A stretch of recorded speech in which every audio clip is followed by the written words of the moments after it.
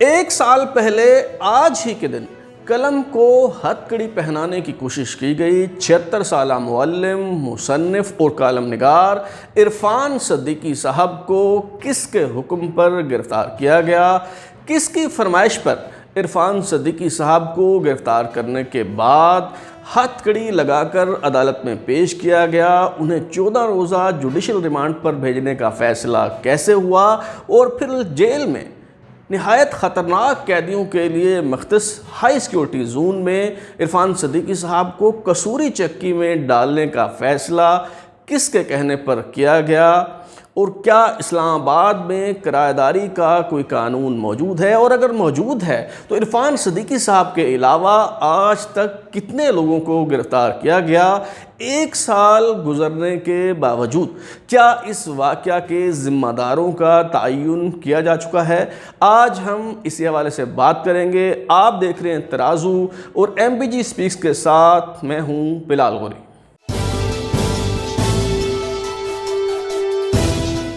گزشتہ برس 26 اور 27 جولائی کی درمیانی شب عرفان صدیقی صاحب کو ان کی رہائش گاہ G103 اسلام آباد سے گرفتار کیا گیا۔ ان کی گرفتاری اس قدر سنسنی خیز اور ڈرامہ انگیز تھی اور یوں محسوس ہو رہا تھا جیسے کسی نہایت خطرناک دہشت گرد کو گرفتار کیا جا رہا ہو۔ نصف شب کے قریب ان کی رہائش گاہ کو 1 درجن کے قریب ویگو ڈالے اور دیگر گاڑیوں نے گھیراؤ میں لے لیا۔ اس موقع پر 20 اہلکار موجود تھے، جس میں باوردی اہلکار بھی تھے اور سول یونیفارم میں بھی اہلکار وہاں پہ موجود تھے۔ جیسے ہی عرفان صدیقی صاحب اپنی رہائش گاہ سے باہر آئے، انہوں نے دروازہ کھولا، انہیں گرفتار کرنے کی کوشش کی گئی۔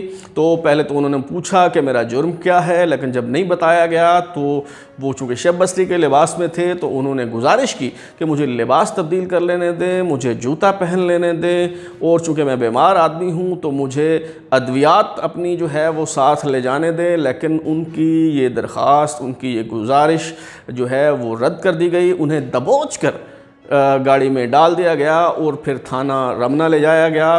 یہ تھانہ رمنا ہو یا عرفان صدیقی صاحب کی رہائش گاہ ہو، یہ اسلام آباد ہائی کورٹ سے صرف 2 فرلانگ کے فاصلے پہ ہے، یعنی جو وفاقی دارالحکومت کی سب سے بڑی عدالت ہے اسے 2 فرلانگ کے فاصلے پہ یہ سلوک جو ہے وہ کیا جا رہا تھا۔ عرفان صدیقی صاحب جیسے ہی تھانے میں پہنچے، حوالات میں پہنچے، انہوں نے وہاں پوچھنے کی کوشش کی، جسارت کی کہ میرا جرم کیا ہے۔ انہیں بتایا گیا کہ آپ نے دفعہ 144 کی خلاف ورزی کی ہے، جو مکان آپ نے کرائے پہ دیا ہے اس کی رجسٹریشن نہیں کروائی گئی، تھانے میں اس کا اندراج نہیں کروایا گیا۔ اگرچہ پہلے انہوں نے یہ سمجھانے کی کوشش کی کہ یہ جو مکان ہے یہ میرے بیٹے کا ہے، وہ عاقل ہے، بالغ ہے، میرا اس مکان سے کوئی لینا دینا نہیں ہے۔ لیکن جب کوئی بات نہیں سنی گئی تو عرفان صدیقی صاحب نے کہا کہ مجھے FIR کی کاپی فراہم کی جائے۔ اس پہ نہایت مضحکہ خیز انداز میں انہیں بتایا گیا کہ FIR تو ابھی درج ہی نہیں کی گئی، صبح FIR درج کی جائے گی۔ اگلے روز جو ہے صبح FIR درج ہوئی۔ اس کے بعد عرفان صدیقی صاحب کو سب نے دیکھا کہ ہتکڑی لگا کر عدالت میں یوں پیش کیا گیا جیسے کسی خطرناک قیدی کو عدالت لایا جا رہا ہو۔ وہاں پہ جو خاتون ڈیوٹی مجسٹریٹ تھیں ان کی عدالت میں لایا گیا۔ بالعموم ایسا ہوتا ہے کہ اس طرح کے جو معمولی معاملات ہوتے ہیں اس میں SHO کو یہ اختیار ہوتا ہے کہ وہ متعلقہ شخص کو ضمانت دے۔ ایسے معاملات عدالت نہیں پہنچ پاتے، لیکن بالفرض محال اگر یہ معاملہ عدالت میں پہنچ جائے تو کھڑے ضمانت ہو جاتی ہے۔ جتنے بھی لوگ قانون کے شعبے سے وابستہ ہیں، وکلا ہیں، قانونی ماہرین ہیں، وہ میری اس بات سے اتفاق کریں گے، میری اس بات کی توثیق کریں گے کہ ایسے معاملات یا عدالت میں پہنچتے نہیں یا کھڑے ضمانت ہو جاتی ہے۔ لیکن عرفان صدیقی صاحب کی ضمانت نہیں ہوئی، بلکہ انہیں 14 دن کے جوڈیشل ریمانڈ پر جیل بھیج دیا گیا۔ پھر جیل بھیجے جانے کی کہانی جو ہے وہ ایک الگ روداد ہے۔ جیل میں ایک ہائی سیکیورٹی زون ہوتا ہے جس میں کسوری چکیاں ہوتی ہیں، وہ ان قیدیوں کے لیے مختص ہوتی ہیں جو نہایت سنگین جرائم جیسا کہ دہشت گردی، اغوا برائے تاوان اور قتل جیسے جرائم میں ملوث ہوتے ہیں۔ ان خطرناک قیدیوں کے لیے وہ کسوری چکیاں مختص ہوتی ہیں، وہاں پہ لا کر عرفان صدیقی صاحب کو قید کر دیا گیا۔ اور جس طرح ان کی گرفتاری نہایت حیران کن تھی، ان کی رہائی اس سے زیادہ حیران کن تھی کہ اتوار کے دن دوبارہ سے عدالت لگتی ہے، وہی ڈیوٹی مجسٹریٹ خاتون جنہوں نے ضمانت نہیں لی، جنہوں نے 14 دن کے ریمانڈ پہ بھیج دیا، وہی ان کی ضمانت منظور کرتی ہیں۔ اتوار کے دن ہی ضمانت ہوتی ہے، روکار جاری ہوتی ہے، اتوار کے دن ہی جیل کے آہنی دروازے کھل جاتے ہیں اور عرفان صدیقی صاحب کو رہا کر دیا جاتا ہے۔ اس سے پہلے کہ ہم عرفان صدیقی صاحب کی گرفتاری اور رہائی کے پس پردہ محرکات اور اسباب جو ہیں وہ جاننے کی کوشش کریں، اس پہ بات کریں، ہم عرفان صدیقی صاحب سے رابطہ کرتے ہیں اور ان سے یہ پوچھتے ہیں کہ 1 سال گزرنے کے بعد کیا انہیں اپنی گرفتاری اور رہائی سے جڑے پس پردہ محرکات کا علم ہو سکا؟ جی غوری صاحب، شکریہ، آپ نے یہ موضوع دیا ہے۔ آج اس کو 1 برس ہو گیا ہے اس واقعے کو۔ آپ نے پوچھا ہے کہ اس کے پس پردہ محرکات کیا تھے۔ آپ مجھ سے زیادہ بہتر جانتے ہیں کہ جو محرکات پس پردہ ہوتے ہیں وہ پس پردہ ہی رہتے ہیں۔ یہی ہماری تاریخ کا چلن ہے اور واقعات کا تسلسل یہی بتاتا ہے۔ حقیقت یہ ہے کہ مجھے 1 سال گزرنے کے بعد بھی اس امر کا نہ صرف یہ کہ علم نہیں ہے، کوئی گمان بھی نہیں ہے کہ یہ کون لوگ تھے، کس کے ایما پہ ہوا، کس نے حکم دیا، کس نے کہا کہ آدھی رات کو 20 گاڑیوں کے ساتھ 12 گاڑیوں کے ساتھ اٹھاؤ، کس نے کہا کہ ہتھکڑی بھی لگاؤ، کس نے کہا کہ 14 دن کے لیے جیل بھیجو، کس نے کہا کہ قصوری چکی میں ڈالو دوسرے دہشت گردوں کے ساتھ۔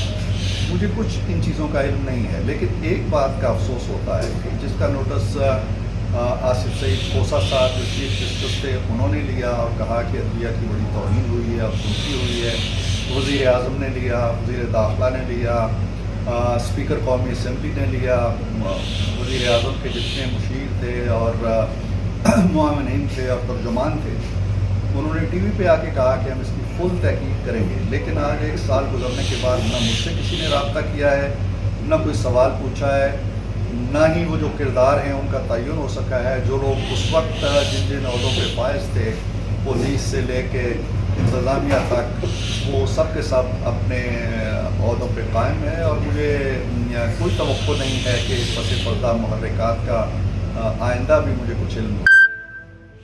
سب سے پہلے تو میں یہ واضح کر دوں کہ لاہور سمیت کئی شہروں میں کرایہ داری کا قانون موجود ہے، جس کے تحت مالک مکان اور کرایہ دار دونوں پابند ہیں کہ جب وہ مکان کرائے پر دیتے ہیں تو متعلقہ تھانے میں وہ جو رینٹ ڈیڈ ہے، کرایہ نامہ ہے، اس کی رجسٹریشن کرانا لازمی ہوتا ہے۔ لیکن وفاقی دارالحکومت میں کرایہ داری کا کوئی قانون سرے سے موجود ہی نہیں ہے۔ جو اسلام آباد کی انتظامیہ ہے اس نے دفعہ 144 کا سہارا لے کر لوگوں کو پابند کرنے کی کوشش کی ہے کہ کرایہ نامہ جو ہے اسے متعلقہ تھانے میں رجسٹر کروایا جانا چاہیے۔ حمزہ شفقات جو ہیں انہوں نے ڈسٹرکٹ مجسٹریٹ کی حیثیت سے 17/5/2019 کو ایک نوٹیفیکیشن جاری کیا جو اس وقت سکرین پر آپ دیکھ سکتے ہیں۔ اس نوٹیفیکیشن میں انہوں نے بتایا کہ چونکہ یہ جو تخریب کار ہیں یہ اسلام آباد میں گھر کرائے پر لے کر چھپ جاتے ہیں، پناہ لے لیتے ہیں، انہیں ڈھونڈنا مشکل ہو جاتا ہے اور پھر وہ تخریبی کارروائیاں کرتے ہیں، تو لہٰذا میں اپنے اختیارات استعمال کرتے ہوئے دفعہ 144 کے تحت جو ہے یہ حکم دیتا ہوں، پابند کرتا ہوں لوگوں کو کہ وہ اگر مکان کرائے پہ دیں یا لیں تو اس کو متعلقہ تھانے میں رجسٹر کروایا جائے۔ اس نوٹیفیکیشن میں واضح طور پر لکھا گیا ہے کہ یہ نوٹیفیکیشن فوری طور پہ اس پہ عمل درآمد ہوگا اور یہ 3 ماہ کے لیے مؤثر ہوگا۔ یہ نوٹیفیکیشن جو 17/5/2019 کو جاری کیا گیا، ظاہر ہے کہ یہ 17/7/2019 کو یہ ختم ہو گیا 3 مہینے پورے ہونے پر۔ آپ دیکھیں کہ 17/7 کو یہ نوٹیفیکیشن جو ہے اس کی مدت ختم ہوتی ہے۔ 20 یا 22 تاریخ کو عرفان صدیقی صاحب جو ہے کے بیٹے نے وہ مکان کرائے پہ دیا جس کی بات ہو رہی ہے۔ 26 اور 27 جولائی کی درمیانی شب عرفان صدیقی صاحب کو گرفتار کر لیا جاتا ہے۔ پہلی بات تو یہ ہے کہ وہ چلیں بات ایک طرف رہی کہ وہ مکان ان کے بیٹے کا نام تھا۔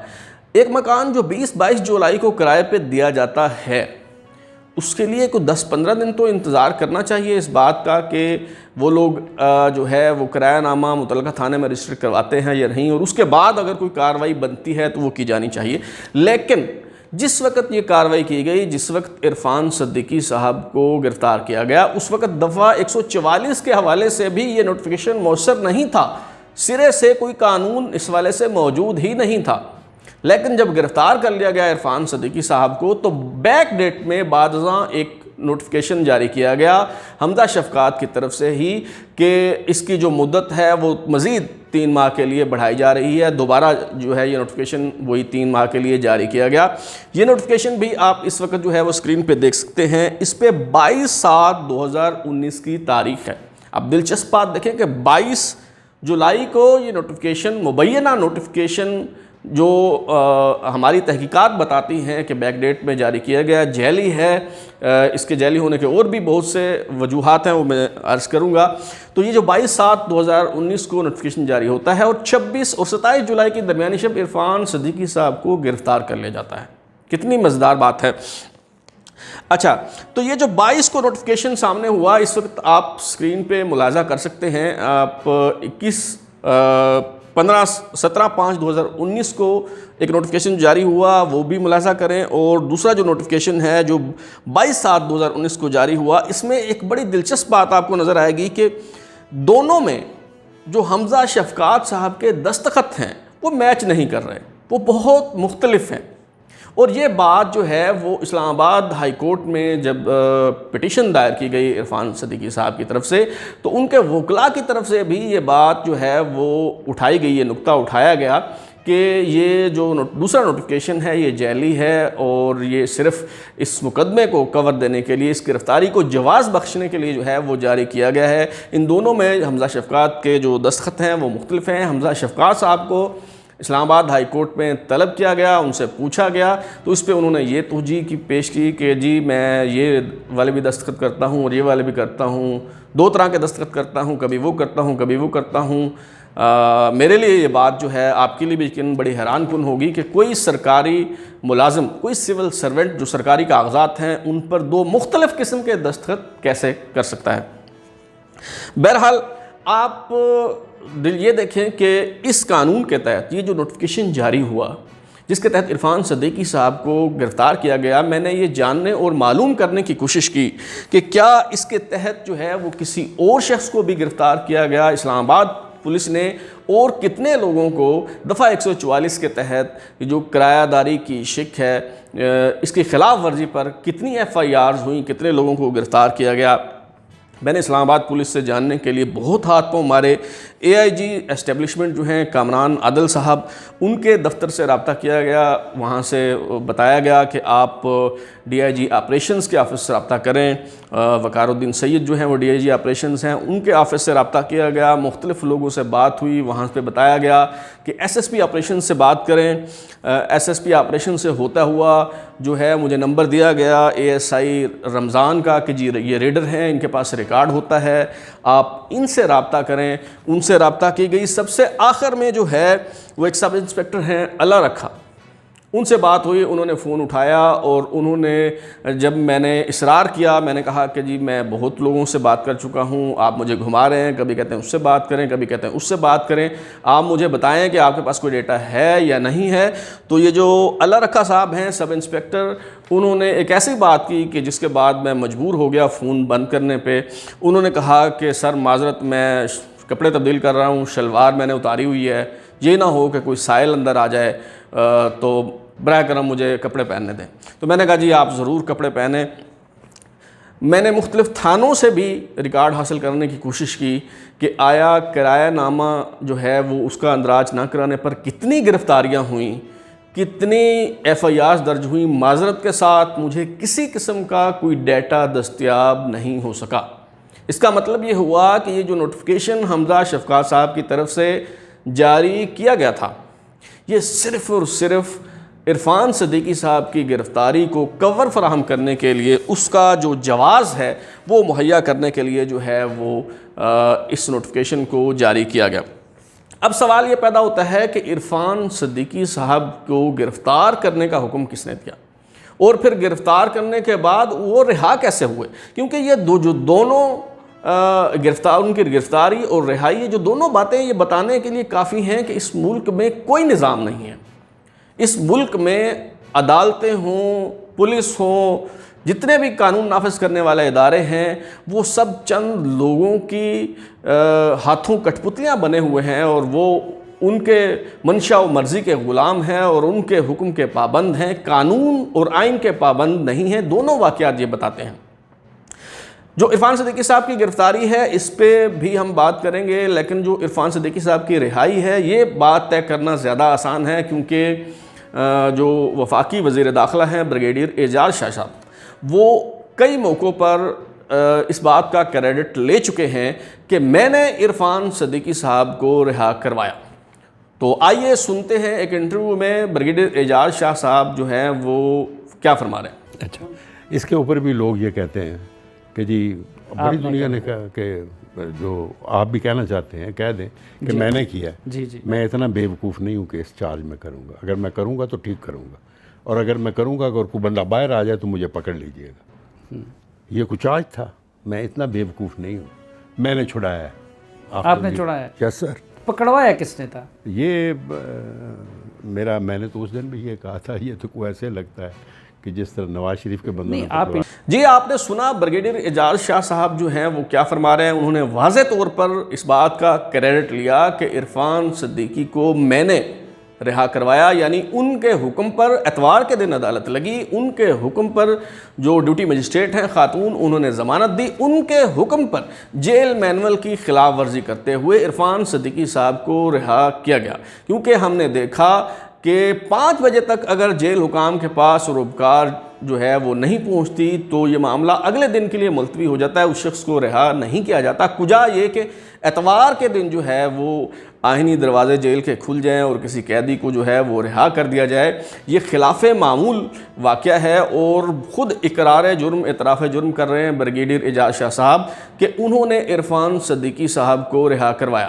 بریگیڈیئر اعجاز شاہ صاحب جو ہیں وہ ماضی میں کچھ مقدمات کے حوالے سے، کچھ قیدیوں کے حوالے سے جیل مینول کی بات کرتے رہے ہیں کہ جیل مینول پہ عمل درآمد ہونا لازمی ہے۔ جب ان سے کوئی بات کہی جاتی تھی تو وہ کہتے تھے کہ جی جیل مینول اس بات کی اجازت نہیں دیتا، اگر جیل مینول میں اس بات کی اجازت ہے، اگر جیل مینول کے تحت یہ ہو سکتا ہے تو پھر ضرور ہوگا، جیل مینول کے تحت یہ سہولت نہیں دی جا سکتی۔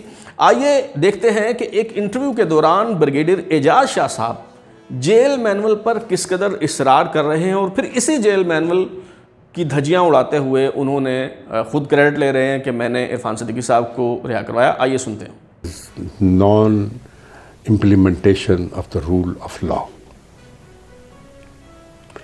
اگر سر مینول کے مطابق لوگوں کو چیزیں ملیں، پکھا بھی ہے، بسترا بھی ہے، منجی بھی ہے، ہر ایک چیز ہے،